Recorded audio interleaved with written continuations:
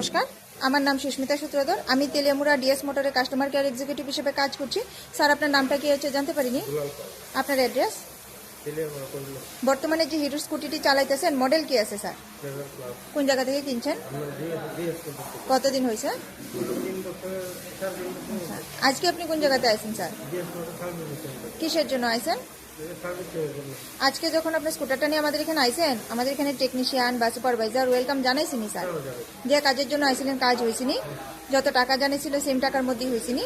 যতক্ষণ সময় লাগার কথা হয়েছিল সেম সময়ের মধ্যেই হয়েছিনি? বিল পাইছেননি স্যার? বুঝাই দেওয়া হয়েছিনি? খাওয়ার একটা ফুড কুপন পাইছেননি স্যার? আপনি তো বুকিং করে আইছেন, এই কারণে একটা লাকি ড্র কুপনও পাইছেন। লাকি ড্র কুপনটার মধ্যে কি পাইছিলেন স্যার? পাইছেন পার্সের উপরে। আচ্ছা, তো আপনার সাইকেলে যে টেকনিশিয়ানের কাজ করছে, টেকনিশিয়ানের কাজটা কেমন লাগছে? ভালো লাগলে 9 বা 10-এর মধ্যে নাম্বার দিতে পারেন। মোটামুটি ভালো লাগলে 7 বা 8ও দিতে পারেন। কত নাম্বার দিবেন? সার্ভিসিং এর পরে তো সাইকেলের একটা পূজা দেওয়া হয়েছে, কেমন লাগছে?